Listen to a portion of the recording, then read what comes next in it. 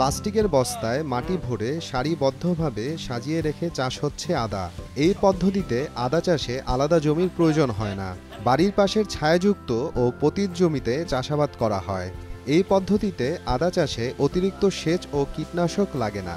কম খরচে বেশি লাভবান হওয়া যায়। ফলে দেশজুড়ে বাণিজ্যিকভাবে আদা চাষের এই পদ্ধতি জনপ্রিয় হচ্ছে।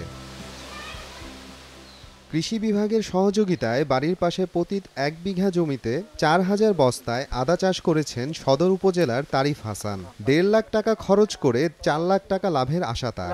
শুধু তারিফ হাসান নয়, তাকে দেখে এলাকার অনেকেই বস্তায় আদা চাষ শুরু করেছেন। সফলতাও পেয়েছেন অনেকে।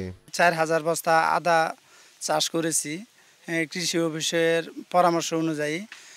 এবার সঠিক ফলন যদি ভালো হয় তাহলে ইনশাল্লাহ অধিক লাভবান হইতে পারবো। গাছগুলা যে রকম হয়েছে তা আশা করি মোটামুটি ভালো লাভবান হবো ইনশাল্লাহ। বাজার থেকে আপনার কিনা খাইতাম, এখন আমি নিজে উৎপাদন করে খাচ্ছি। পড়ালেখার পাশাপাশি কৃষি নিয়ে কাজ করি। এমনকি আমার বাড়ির আঙিনায় আমি ১৫০০ বস্তা আদা চাষ করেছি।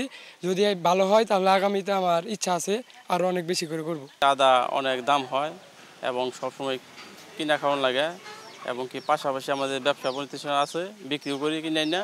এই পদ্ধতি সম্পর্কে জানতে দূর দূরান্ত থেকে আসছেন অনেক কৃষক। শুনতেছি যে না ফসল ভালো, তা আমারও এরকম পতিত জমিন আছে। আমি ইনশাল্লাহ আগামীতে করার চেষ্টা করবো। বস্তার ভিতরে যে আদা হয় এটা আগে বিশ্বাস করলাম হয় না, এখন দেখতেছি যে না মোটামুটি ভালো। ফসল আদি করছি, সবজি করছি, কিন্তু লাভজনক করতে পারি নাই।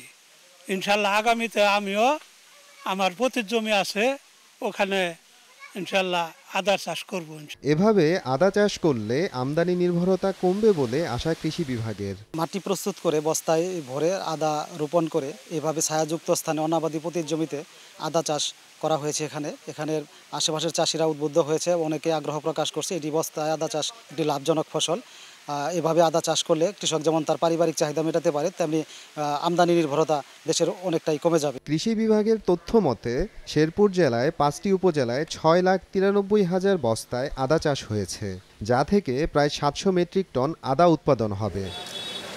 সময় সংবাদ, শেরপুর।